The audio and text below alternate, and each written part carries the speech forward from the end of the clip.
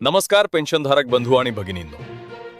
8व्या वेतन आयोगाबाबत देशभरात मोठ्या प्रमाणावर चर्चा सुरू आहे. विशेषतः पेन्शनधारकांच्या मनात एकच प्रश्न आहे.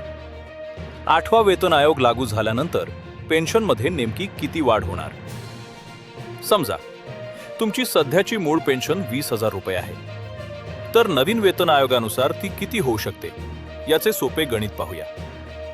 सध्या चर्चेत असलेले दोन महत्त्वाचे फिटमेंट फॅक्टर आहेत, 2.57 आणि 3.83. जर सरकारने 2.57चा फिटमेंट फॅक्टर मंजूर केला तर 20,000 रुपयांची मूळ पेन्शन वाढून थेट 51,400 रुपये होईल.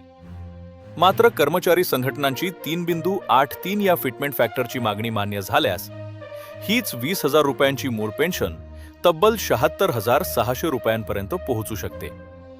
आणि ही माहिती फक्त 20,000 रुपयांच्या पेन्शनपुरती मर्यादित नाही.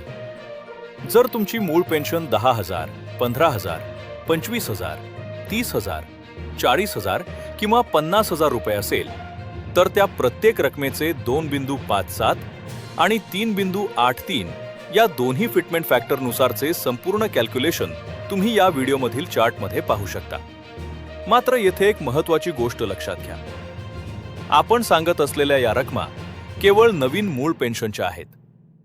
यावर भविष्यात लागू होणारा महागाई भत्ता म्हणजेच DA स्वतंत्रपणे जोडला जाईल. त्यामुळे प्रत्यक्षात तुमच्या खात्यात जमा होणारी अंतिम रक्कम यापेक्षा अधिक असू शकते. आता तुमचे मत आम्हाला नक्की कळवा. सरकारने 2.57चा फिटमेंट फॅक्टर मंजूर करावा की 3.83चा? तुमची प्रतिक्रिया कमेंटमध्ये जरूर लिहा. सरकारी कर्मचारी आणि पेन्शनधारकांसाठी अशाच महत्त्वाच्या, विश्वासार्ह आणि ताज्या अपडेट्स मिळवण्यासाठी आपल्या चॅनलला आत्ताच सबस्क्राईब करा. धन्यवाद.